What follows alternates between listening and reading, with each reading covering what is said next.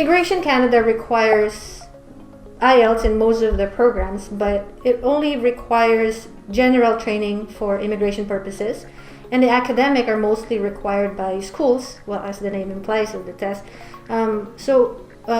Majority of the people or applicants or clients that are taking IELTS are taking general exam.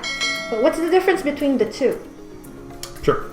So there's we'll talk about the similarities first. Okay. So if you're taking the IELTS General or you're taking the IELTS Academic, the speaking exam is the exact same. There's no difference at all. Even for the examiners, they probably wouldn't even know if you're taking general or academic. There's no difference at all in the speaking interview, the scoring system, the strategies, anything like that. It's the exact same. So the topic is still the same, general speaking, or is it more comprehensive speaking questions or something? For the academic people? No, in speaking it's the exact same. Oh, okay. Yep. So, the people wouldn't have the same questions anyways, right? So if someone is scheduled for 1 o'clock, that person's going to have a certain series of questions. The person scheduled for 1:20 will have a different series of questions, but there's no difference between them, between what's used for scoring, the strategies that the people would use as well, if they're taking academic or general. I thought that when someone takes academic, the speaking portion would be more focused on the area of studies of that person or something like that No. they choose. Writing is know. though, but Good to know. Okay. yeah. So pretty good news that speaking is the exact same exam. Listening is the exact same exam as well. Oh. So you could be sitting next to somebody. You could be taking general and sitting next to someone, or 2 meters away from someone, who's taking the academic, and you'll have maybe the same examiner for speaking. For listening, you're going to have the exact same exam. Yeah. And then the difference is in reading. So as you can guess, the general exam is there to really focus on assessing how well you can, integrate and use English in an English-speaking society. So that would be, talking to your neighbors, or writing. In writing, we'll talk about that in a little bit, but writing a letter to someone or something like that. So the reading content is different between academic and general. The question types, the strategies are the same. So the reading content in general is, to keep it simple, I usually say it's almost like reading a newspaper in English. For academic? For general. For general, okay. Yeah, so if you read a newspaper, you'll have maybe an article about traveling to or maybe not now, but traveling somewhere. Or sports, or do-it-yourself projects, or something like that, right? Meanwhile, academic would be more like I would say more like a National Geographic article. Where it is more scientific, more, I don't want to say academically based, but it is more kind of academically based, things you would read in university. The language it's not more difficult, it's just different. So if you're somebody who watches movies in English and reads newspapers in English and that kind of thing, and you're taking the general exam, great. If you're someone with that foundation and you're going to take the academic exam, the language might seem like it's more difficult because of the context that it's in, right? So it is a little bit more, I would say it's a little bit more difficult, just because the language isn't something that you commonly are exposed to, if you're somebody in that situation where you read newspapers in English and that type of thing. Now the biggest difference is in writing.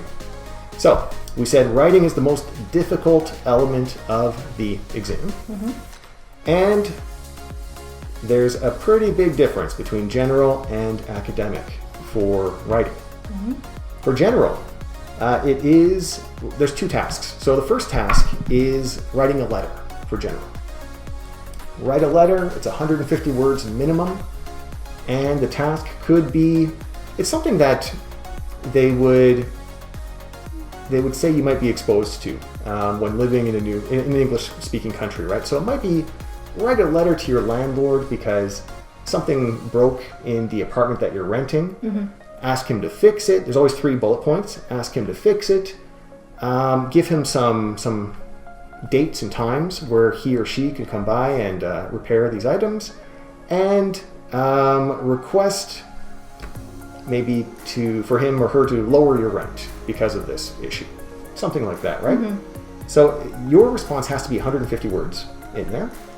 The most common mistakes in there would be somebody who, like I said before, doesn't answer the question, or maybe you answered 2 of them, but you didn't do the 3rd bullet point. So that would be a huge issue. Even for a native speaker, that brings the score pretty far down. Okay. Yep, so that's task 1. Now task 2 is 250 words, and it would be more like a university type essay or a school essay, where the example we talked about before was some people prefer living in apartments, other people prefer living in houses. Which do you prefer and why? Or the question can be a bit more complex. Discuss the advantages and disadvantages of both, and give your preference, something like that. So 250 words over there. Now for task 1 and task 2, you're doing them at the same time, and you have an hour to complete both of those. So it's 150 words plus 250 words, and you have an hour total for those. Do you think the time goes by quickly or slowly? Yeah, quickly. So fast. So you have to go in with a strategy, because once that time is done, it's done. And even if you're halfway through, I see it sometimes where people are halfway through like a word even, they'll say, in conclusion, comma, the... Done, yeah. And that's it. And maybe they didn't give their opinion. They were going to give their opinion at the end, and they didn't give their opinion about if they prefer apartments or houses. And for an examiner, it's heartbreaking because that person can't get a high score because he didn't answer the question, right? Yeah. So anyways, part of the strategy that we work through in the lessons in those 30 hours is to get you really, really, really ready for that, because once that timer starts, I want you to feel like you're like a sprinter in the Olympics, because you have to finish your word count, you have to hit the targets, you have to think of a lot of things in terms of grammar, lexical resource, all that, paragraphing, everything, right? Within an hour. So it's really, it's very complex. And that's general. Academic is even more difficult. Oh. So for academic, that's the task 1 is actually the really, really difficult one for a lot of people. Again, just because you don't know what the examiner is looking for. So task 1 for academic would be, a very common example would be something like maybe a chart that they give you, and say, okay, this is a chart representing tourists to Dubai. So 2006 had a certain amount of tourists. There were, maybe split down male, female from other countries, ages, all that type of stuff, right? And maybe they'll have that across 3 different years. And the task for you would be to describe the chart. Sounds easy, right? Oh, no, it's difficult. It's really difficult. It's analytic. You basically analyze and then you write down what your analysis are, right? It's not, actually. No? That's the most common mistake people make. Oh, really? Is so that if they I think- take an academic, I would have failed. Because that's what I know. Okay, so tell me. And that's the PhD I was talking about Yes, before, right? yes, That's what he was doing as well. He said, I've got a PhD in this. I could talk about this forever. Yeah. And he would say, well, this is due to changing demographics in other countries and cheaper flights. If you look at, Air Canada or whatever airline, you'll see that flights. I just looked on the internet yesterday, and flights were really cheap and all this type of stuff, right? Yeah. Did that person actually describe the chart? No. He analyzed it, which, again, is amazing analysis, but it's not what the examiner wants and what the examiner needs in order to give you that score. So I'll give you the number 1 tip, all right? And this is the one that saves people months, I guess, because they just take the IELTS and boom, get it done, come study in Canada, right? Academic task 1, and you should probably highlight this in the video because it's people will love this. All right, academic task 1, you're going to have a chart, and it'll say describe the chart. Now, for you, the exam taker, what I want you to do is pretend that the examiner is going to look at your writing. Well, he is going to look at your writing for sure, but imagine that his task, so the examiner has to draw a chart based only on your writing. Now, is the examiner going to be able to replicate the chart that is there in front of you based only on your writing? If the answer is yes, awesome, you did it. Perfect. If the answer is no, well, you're focusing on the wrong things. Okay, so pretend that the examiner will be able to replicate the chart based on your writing. Perfect. Okay. No. Okay, that's task achievement. That's one of those 4 elements that they're looking at, right? And that's how you get that score in your task achievement for academic task 1. Now, of course, there's the CC, the grammar, the lexical resource as well, but I mean, those are, we don't have the 30 hours, I think, to go over those ones, right? Yeah. That's it. And then academic task 2 is similar to general task 2. So do you remember for general, we talked about a common question of, or do people prefer living, or what are the advantages, disadvantages of living in apartments versus houses?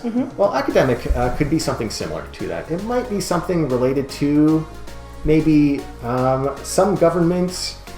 They love talking about governments and education and children and technology and that type of thing. So often there will be some sort of combination of that type of topic in there.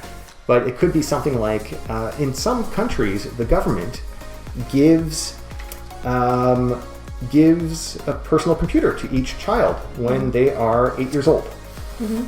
Is this advantageous to children or not? Something like that, right? And again, if you go off on not answering the topic, or the examiner isn't really sure about your opinion in this, well, again, it brings down that score. Okay, that's so basically, I'm more curious about number 2, the tasks number 2. They're more looking for opinion from the test taker. That's the most common question type. Yeah. That's there, right? Is do you agree with this? Yes. Great. That's it. So when you have that one, it's actually in the lessons too. I mean, that's what we focus on first, is being able to answer that type of question, because there's a lot of different styles that people use to answer that. Sometimes people think that they need to discuss different elements of it and talk about the pros and then talk about the cons and then maybe say their opinion at the end.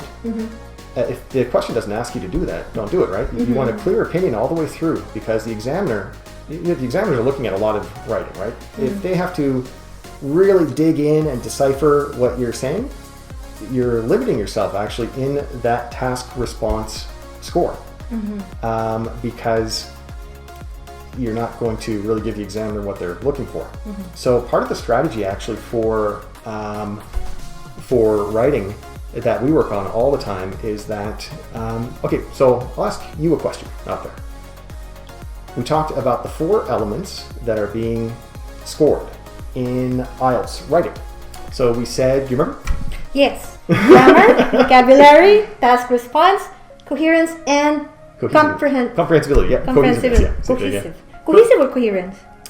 Coherence, and it could be comprehensibility. It could be cohesive device. Yeah. Well, cohesive devices are in there as well, right? It's cohesive devices, paragraphing, the way that the direction that the essay is going, right? Okay, but I got 3 out of 4. You got those ones perfect. Oh, even you got 4 out of 4. It's just a different way of saying that. We always say CC. That's why everyone was like CC. Okay. Because it just keeps it simple. Anyways, you got those 4 elements, all right, that you're being scored on. Now, which element do you think is the most difficult to improve in, let's say, a month? So a lot of people, they only have a month to study, right? And which element is the most difficult? For me, I think vocabulary. For me. Sure. Yeah. So it could be vocabulary. Grammar is actually the big one, right? It's really, really, really difficult to learn grammar in this context in a month. Oh, okay, yes, that makes sense. Yeah. But now, like within these 4 elements, what percentage is given to each one? Are they equally marked, or how does that fit? Sure. They are. Oh, let me just finish the point first, because it's a perfect question as well. And the areas that you can improve in a month or even 2 weeks is, if you work through the lessons, task response. It's all about strategy, right? So we talked about, for example, the academic task 1 tip I gave you before, right? That's 30 seconds of lessons, right? Yeah. Boom, move that score up, right? Yeah. CC as well. It's all about those strategies that you go into the exam with. Boost those scores up, and it'll cover up, well, not cover up, but it will give you some leeway with the other two scores, lexical resource and grammar, that might be a little bit lower. So that's always the strategy, is to boost up your score, that maybe a band 1 or a band 0.5. That's always the strategy on our side, is to help you boost up I would say the plan that you go into the exam with, and do it that way. Now, in terms of the scoring, so you have 4 elements in the exam that you're being scored on. It goes from 0, well, I guess a 0 is if you don't show up to the exam. I've never seen one, but goes 0, 1, 2, 3, 4, 5, 6, 7, 8, 9. Now, you're being scored in each element of this, okay? And a 9 is, well, who do you think a 9 is? A band 9. Cool. I'm not really sure. Like, it's hard to tell because I don't have yeah. So a band 9 is the perfect score. Who gets a perfect score? Is it a native speaker? No. No. It is someone with a very, very, very, well, I guess a perfect foundation of English and a perfect understanding of IELTS and what the examiners are looking for. And, of course, perfect strategies as well. So you can be a perfect English speaker and you don't know the exam, you're not going to get a 9, right? That's it. So that's a perfect score, really. An 8, often we call an 8 a band 8, not a 9. So someone with a couple mistakes here and there, that's a band 8. A 9 is, an examiner needs a 9 actually, so it really has to be like a perfect performance. For speaking, it's the same system, right? Sorry, my mask keeps falling off. For speaking, a 9 is not a native speaker, but think of a news reporter. So think of a news reporter from the BBC. Or sometimes people say, yeah, but I'm from Ireland and is that okay? Does that mean I get a 9? You can, of course. Think of, in terms of regional accents and that type of thing, think of a reporter in Ireland, right? So it would be pretty standard formal language used there. Now a band 8 would be someone who maybe is not a native speaker, but someone with really expert use. It's basically a couple mistakes here and there. Okay, and a lot of Scandinavians kind of fall into this. Germans as well, and you do get people who just kind of grow up in Canada or something like that, or maybe they moved to Canada or the States or Australia or something when they were like 10 or 15 or something, and they're just about perfect. So that's usually at about an 8. 7 is usually somebody who studied English, went through all the programs from beginner, intermediate, advanced. They finished the advanced programs. They've been maybe working in Canada or somewhere for some time, and they understand the exam. That's really, for us, that's really what we love, and that's what we focus on quite a bit, because those people are in kind of a dangerous position where they can actually go down to a 6 or 5 even, pretty easily, right? Just from not knowing the exam. Yes. Most importantly, so as we go to a lower level, since you've mentioned the ones that could get a 7 are the ones who are working in Canada already, your course would be more advantageous for those who's never or who don't work in an English environment, and for those who don't have the education that you've mentioned. Am I correct? Absolutely, yeah. That's exactly it. So if you're out there watching this video and you understand what we're talking about, and you're a person who is maybe at a intermediate, upper intermediate level of English, you're my dream client, because we can help you boost that score up. Right now, maybe you're at a 5.5 or a 6. Great. Or if you took the IELTS exam before, you got a 6.5 and you need a 7. Awesome. That's what we do all day.